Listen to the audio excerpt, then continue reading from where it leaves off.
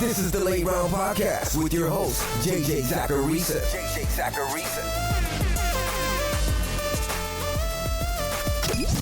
What's up, everyone? It's JJ Zacharisa, and this is episode 657 of the Late Round Fantasy Football Podcast, sponsored by FanDuel. Thanks for tuning in.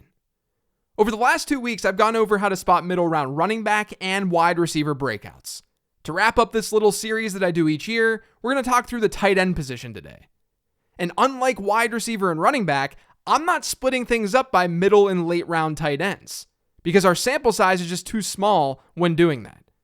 So today, on this episode, we're going to find some ways to spot breakout tight ends in your fantasy football drafts. Now, before digging in, I wanted to give a shout to the Establish the Run podcast. The podcast is free, and it's hosted by two legends in the fantasy space, Adam Levitan and Evan Silva. You probably remember them from their time at RotoWorld. Establish the Run episodes are quick, fun, and packed with analysis. They cover fantasy news and reactions, rankings, how to bet player props, best ball, and more. I think it's a great compliment to the Late Round Fantasy Football Podcast because it's more conversational in nature, and they cover topics that I might not cover. I'm a longtime listener, and I can vouch that they know what they're talking about. So check out the Establish the Run podcast anywhere you listen to podcasts. And don't forget to sign up for FanDuel Fantasy. For users who have yet to make a deposit on FanDuel Fantasy, you can deposit today to receive 2 free entries. All you have to do is deposit a minimum of $10 in your FanDuel DFS account, and you'll be instantly rewarded with 2 free vouchers. Be sure to deposit now and play for free. Head over to FanDuel.com or download the FanDuel Fantasy app today. Eligibility restrictions apply. Go to FanDuel.com or download the FanDuel app for more details. If you haven't listened to the episodes on running back and wide receiver breakouts yet, hit pause right now, scroll back in the podcast feed a little bit, and listen to those before this one. There's a reason I wanted to save this one for last, because it's a little bit different. But I did take a similar approach when trying to find trends for breakout tight ends. I looked at historical average draft position data from myfantasyleague.com, and I plotted ADP on the x-axis for every tight end since 2011, and then I plotted their points per game on the y-axis. So where they were drafted versus how many points they ended up scoring per game. And I only looked at players who played 8 or more games. Now, I made a trend line with that data, and that represented expectation. It told us how many points we'd expect a tight end to score per game at a particular ADP. From there, I could see if a tight end over or underperformed versus expectation.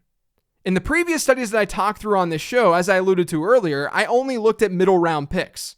But since tight ends get drafted at a much lower rate overall, for this particular study, I analyzed every tight end drafted from pick 60 through pick 180, or round 6 in a 12-team league through round 15. Because in the end, our goal here is to find ways to spot breakout tight ends, right?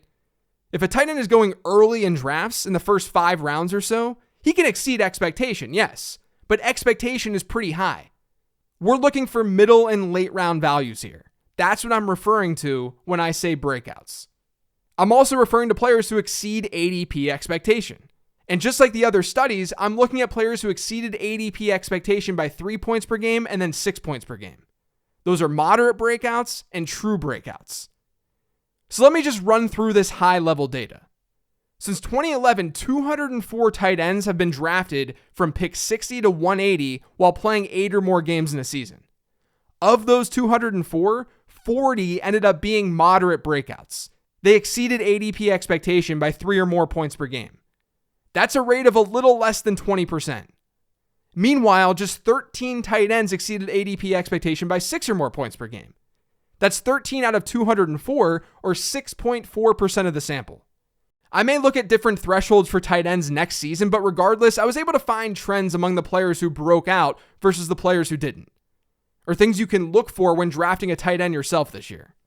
Number 1, the first thing to look for in these middle and late round tight ends is finding a tight end who's the top pass catcher being drafted from his actual NFL team. What I mean by that is, you've got, let's say, Dallas Goedert this year getting drafted in the middle rounds. He's not the top pass catcher being selected from the Eagles by ADP. A.J. Brown and Devontae Smith generally go ahead of him. Since 2011, we've only had 19 of these tight ends in our sample of 204 players. But a whopping 26.3% of them were moderate breakouts. 10.5% of them were true breakouts. Those numbers were significantly better than the tight ends who were drafted second or third from their NFL team. We saw rates from them of about 18% and 6%. One thing to note though, it doesn't seem to matter if a tight end is second or third in ADP on his team. It just matters if he's first. So it wouldn't matter if Goddard leapfrogs Devontae Smith in ADP because he'd still be second on the Eagles in pass catcher ADP, behind A.J. Brown. The next thing to look for, quarterback play. Quarterbacks seem to matter more at tight end than they do at wide receiver. If you recall, quarterback ADP didn't matter whatsoever for wide receiver breakouts. In fact, breakout wide receivers typically had quarterbacks with lower average draft positions, not higher ones. But it's different at tight end. Among the tight ends who didn't break out in our sample of 204, their quarterbacks had an average ADP of about 117. Moderate breakouts were at 110, and true breakouts, the real league winners, their quarterbacks had an average ADP of 98. I think the reason why this is the case is because tight ends generally aren't the first read for a quarterback. Quarterbacks have to progress through their reads to get to tight end, and better quarterbacks are going to be able to do that faster. And better quarterbacks are generally drafted higher in fantasy football. This data is especially glaring when you look at quarterback groupings. Quarterbacks ranked first through fifth in ADP, if they had a tight end drafted in the middle or late rounds, those tight ends were moderate breakouts at a 29% rate. Their true breakout rate was almost 13%. No other quarterback grouping had tight ends above 8.3% in true breakout rate. You may remember this little nugget from last year. And it's what got me onto players like Dawson Knox and the Dallas tight ends, which turned into Dalton Schultz. They all ended up exceeding expectation last season. And a huge reason I drafted them was because their quarterback situations were so favorable. Now to that point, you can combine these ideas and look at the negative side too. I mentioned that players who aren't their team's first pass catcher are worse bets, and then quarterback seems to matter. Well, in our sample, we had 19 middle round tight ends. So I'm looking at round 6 through round 9.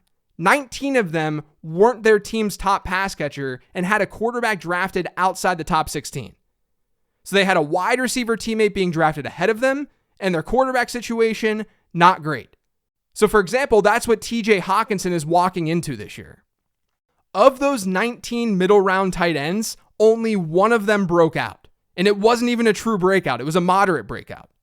So based strictly on historical ADP and nothing more, TJ Hawkinson would have about a 5 to 6% chance to just be a moderate breakout. And then age matters too. There's a chart in the late round draft guide that shows this better than I can describe on a podcast, but the best years for tight ends are generally year 2 and year 3. Some older tight ends do well too. But one thing that's very obvious is that rookie tight ends, not great. Just 6% of them have been moderate breakouts since 2011, and none of them have been true breakouts. And then the last thing I want to mention, this is also in the draft guide, of course, but it's that athleticism does seem to matter at tight end. It doesn't really matter at all at wide receiver, but at tight end, you generally should prefer the freak athletes. Here's the problem though. Your consideration set at tight end is usually just elite athlete after elite athlete after elite athlete, because tight ends aren't being drafted a whole lot. So it means that the tight ends who are drafted, they're probably pretty good athletes. So let me explain what I mean. The average breakout tight end since 2011 has had a height-adjusted speed score, so a weight and height-adjusted 40-yard dash time of about 112. Within the general tight end population, that number is closer to 97. So you might think that athleticism and speed matters, right? Well, the issue is that the non-breakout tight ends in our sample, their height-adjusted speed score average is about 107. So even those guys are good. Even those guys are athletic. I do think that there's some signal to this though, because if you hit certain thresholds, like if you have a tight end who's in the 90s within that metric, he has a much lower chance of succeeding or beating expectation. And we see this all the time in fantasy football. The truly elite tight ends are generally the guys who are freak athletes. They're monsters. So just don't lose sight of that. So number 1, you want tight ends who are the first pass catchers drafted from their NFL team. You generally want to avoid middle round tight ends too, which is something I talk about a lot in the late round draft guide. But you definitely want to avoid them if they have a bottom tiered quarterback by ADP. And if a tight end has a good quarterback, that's a good sign. I wouldn't go nuts looking at it in a black and white way since mobility at the quarterback position is driving some of these players up draft boards, but I would just generally look for tight ends attached to good quarterbacks as just a general rule of thumb. And then you want those guys to be beasts as athletes. It's pretty straightforward. The problem is, not a whole lot of tight ends this year really fit that criteria. I do think this should get you onto Gerald Everett, though. He's someone I've been drafting a lot now that he's in LA with Justin Herbert.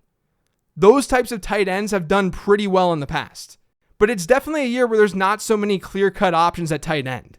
I don't mean that as the position is bad. I actually think there are pretty good late-round options. I mean it from the perspective that not a ton of them fit this criteria flawlessly. But you at least now have some of that criteria. You can use it yourself. And if you're curious, I've got some of my favorite tight ends listed in the late round draft guide, which you can get right now over on lateround.com. That's going to do it for today's show, though. Thanks to all of you for listening. If you've yet subscribed to the Late Round Fantasy Football Podcast, make sure you are by searching for it pretty much anywhere podcasts can be found. And don't forget to follow me on Twitter @LateRoundQB. Thanks, everyone. I'll talk to you later in the week.